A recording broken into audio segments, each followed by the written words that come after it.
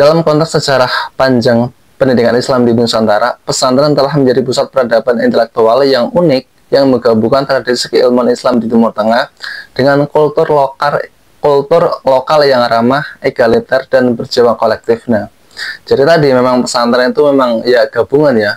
Jadi ilmu-ilmu yang diajarkan adalah ilmu-ilmu Islam dari Timur Tengah ya. Akan tetapi memang budayanya itu budaya menyerap kearifan budaya lokal. Nah, jadi memang ini agak unik.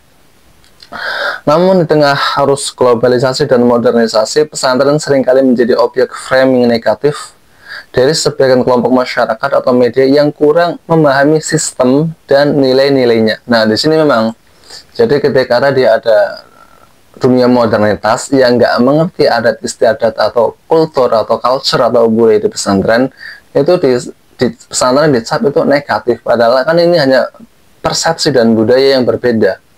Begini ya, misalnya kita sowan atau bertemu dengan Ratu Inggris atau Raja Inggris, apakah kita sama? Enggak.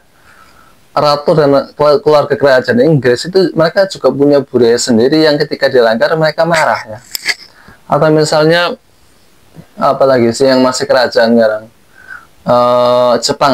Nah, Jepang walaupun sudah modern gitu ya, tapi misalnya Perdana Menteri mereka atau kabinet yang ada di Jepang itu ya, sowan ke keluarga kekaisaran Jepang itu mereka masih menerapkan budaya seperti membungkuk, kemudian bersujud kepada kaisar, walaupun kaisar secara de facto sekarang kaisar Jepang itu sudah tidak punya kendali dalam kabinet atau pemerintahan, tapi adat dan istiadat mereka itu masih dijaga.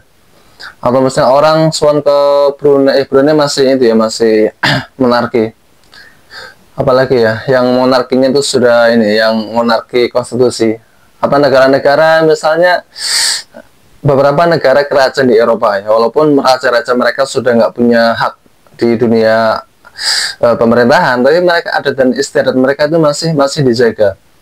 Nah, sama juga dengan di pesantren.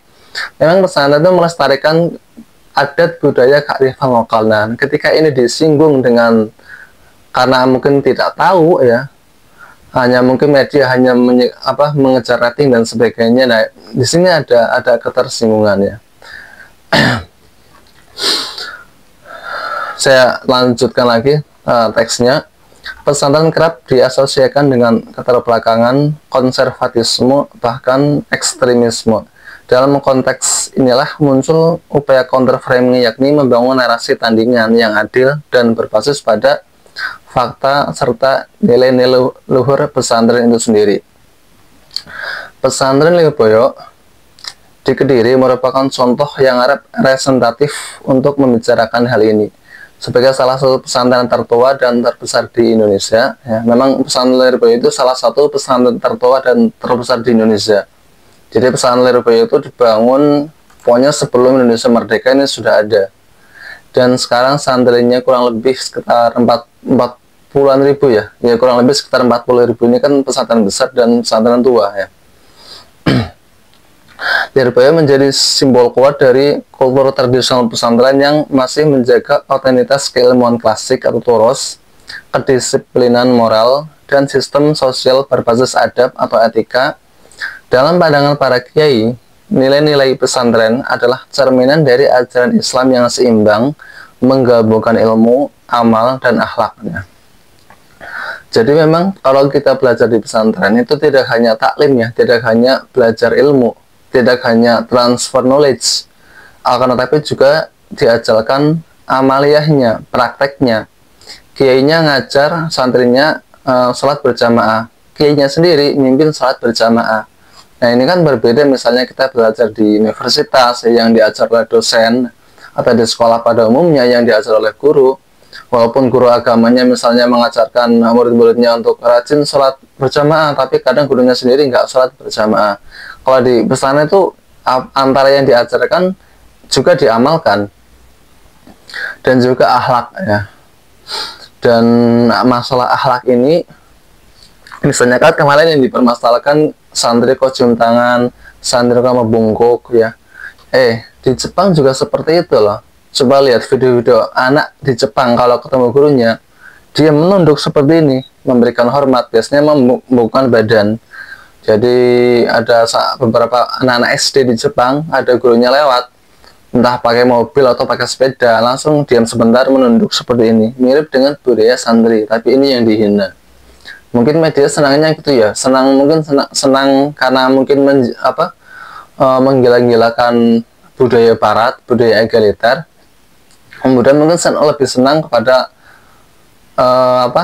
guru yang menegur muridnya kedapatan merokok, kemudian muridnya mendemo gurunya mungkin seperti itu, lebih senang seperti itu, atau gimana sih? Kadang bingung aja orang media.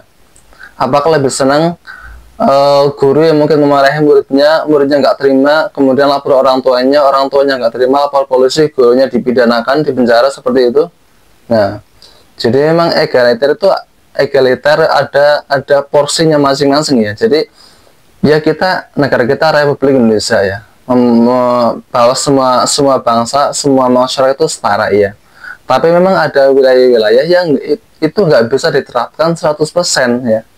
Seperti di ketentaraan, nggak bisa kita menerapkan demokrasi di tentara, juga nggak bisa. Kalau dalam dunia tentara ya, kalau jenderal menyuruh anak buahnya A, anak buahnya ini harus nurut, nggak ada istilah demokrasi di tentara ya.